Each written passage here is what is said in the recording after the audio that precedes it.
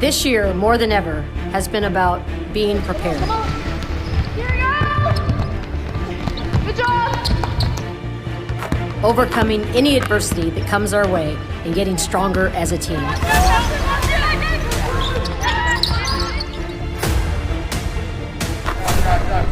All the time in the weight room and in the gym, it's led to this.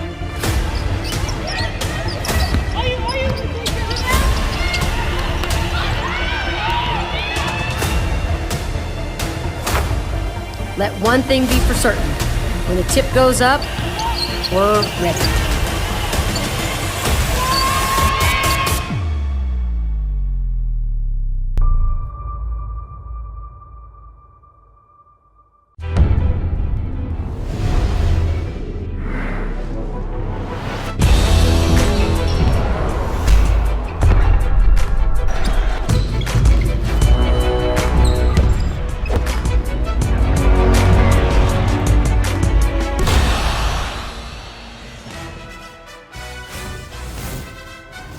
Coming off a loss nearly 3 weeks ago to a top 10 Stanford team, the 7-3 Sun Devils are looking to rebound against the streaking Colorado Buffaloes, who are coming off their own upset victory in overtime against that same Stanford squad. Hello and welcome into the Pac-12 pregame show. I'm Jordan Spurgeon, joined by Alex Gelman. And Alex, it's apparent that records won't matter in this matchup as both teams have proven they can compete with anyone in the Pac-12. And that's exactly right. Arizona State hasn't played in 3 weeks, and they're coming off a big loss against Stanford. And on the other hand is Colorado. They haven't won a road game all year, 0-4 on the road. This is a big game. Both teams need a win tonight. And right now, we'll toss it to the tail of the tape, and we'll look at the conference records. Colorado 4-5 in the Pac-12, and Arizona State 3-3 right now in the Pac-12. Yeah, both teams doing okay in the Pac-12. The biggest difference here, we saw them both play Stanford in recent weeks. It was 3 weeks ago for ASU, last week for Colorado. Colorado pulled off the upset victory. ASU got off to a slow start in that one, and Charlie Turner's team was not able to overcome that Stanford team. So we've seen them both compete. Now we get to see them play each other.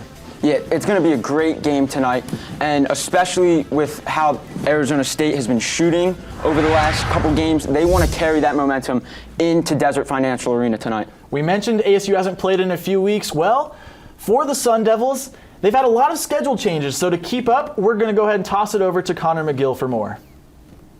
After having to sit out 19 days due to COVID-19 team concerns, the ASU women's basketball team is ready to get back to work today versus the Colorado Buffaloes. And why not only look at today's matchup, but what's in store for the rest of the month for the Sun Devils. So let's go over to our handy nifty schedule right here. At the top is the matchup that's happening today versus the Colorado Buffaloes. The Buffaloes coming off an impressive overtime victory over the #1 team in the nation, Stanford. Not only that, they had a player who scored 32 points and a player that usually averages 16.5 points per game, Holling Sheck right there, who had a game right there herself. It's going to be a good game. In the last 10 games these two teams have faced, ASU has won every single one of them. But this year, it seems like this one is going to be a lot closer than normal. This one's going to be a game that we're going to be paying close attention to.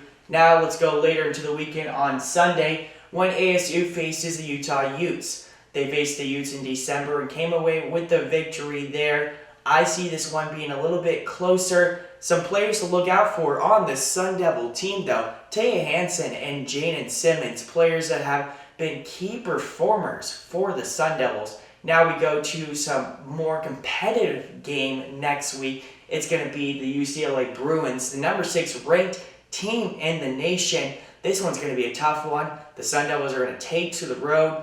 This one is going to be very tough for the Sun Devils to win. If they do, great. If they don't, I think that the Sun Devils could get past it.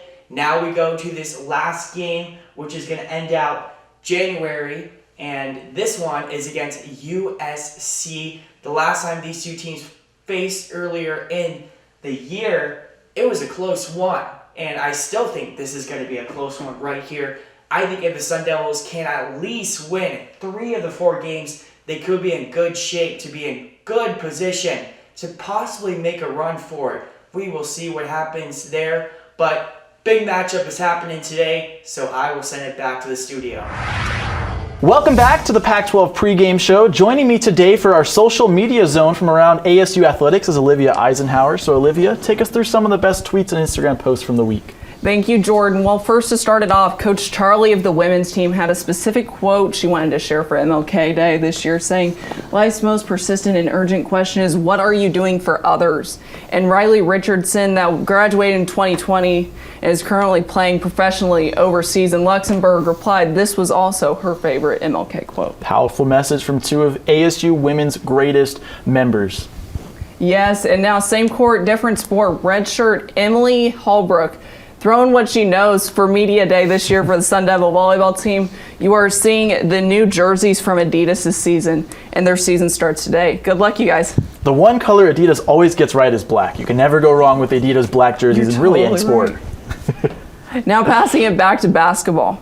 Sun Devils men's hoops also paid respect on the anniversary of the passing of 2014 graduate Jermaine Marshall.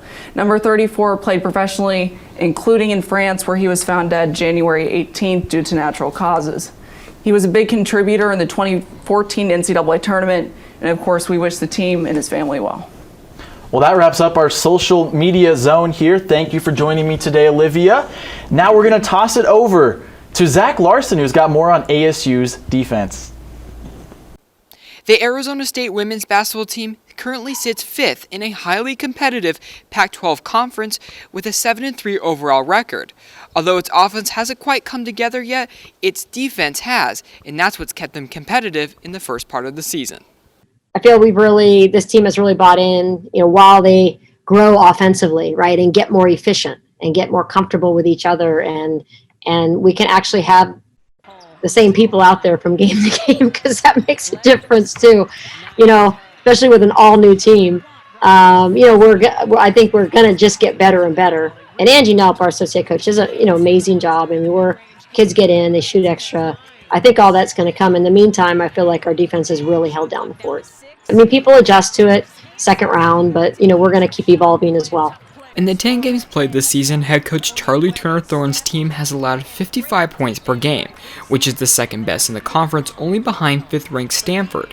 The team has also held the opposition to just 28.6% shooting from the three-point line, the third lowest percentage in the Pac-12, but there is still room for improvement as ASU continues to face their conference rivals. We just have to rebound better. We have to eliminate the let-ups on defense, and we have to eliminate the kind of slop, those kind of forced possessions on offense. And I think, this team now knows they can play with anybody in the country. After 2 weeks of not playing due to coronavirus concerns, playing the Buffaloes could present a challenge, both offensively and defensively. They're a very good defensive team. They mix up their defenses. They know who they are. Lots of weapons, lots of depth. So it's just exciting to get to play, but it'd be a tough first game back. Now the Sun Devils will look to stop a Colorado team that has racked up the 4th most points in the conference and has scored 75 or more points in 3 of their last 4 games, including a win over previously number 1 ranked Stanford on Sunday. For Pac-12 Plus, I'm Zachary Larson. Thanks, Zach. Well, tip-off is right around the corner, so Alex, we've got some keys to the game. What's one key for ASU tonight? Well, for Arizona State, they got to get off to a quick start. They were outscored 19-4 in the first quarter against Stanford back on January 3rd. They need to get off to a better start tonight. Absolutely. For them on offense, I think they need to shoot better from beyond the arc. The last few games, they really have not shot well, under 30% from beyond the arc. So if they can get some better shots from beyond the arc early on, I think they'll be fine tonight against Colorado. But now, what do you think Colorado needs to do in order to win this game? Well, for Colorado, they're coming off their biggest win in program history, and they need to carry that momentum into Tempe tonight and get their first road win of the season. Same thing. For Colorado, they really need to focus on defense in the paint. A lot of times, they've really struggled inside the paint. ASU does a good job getting into the lane. So if they can slow down some of the guards for ASU when they drive into the lane, then Colorado will be doing just fine. And that'll do it here for us on Pac-12 pregame show. For our director, Ike Everard, producer, Caleb Bushi, Jordan Spurgeon, alongside me at the desk, I'm Alex Gelman. Let's send it out to Desert Financial Arena for tip-off between Colorado and Arizona State.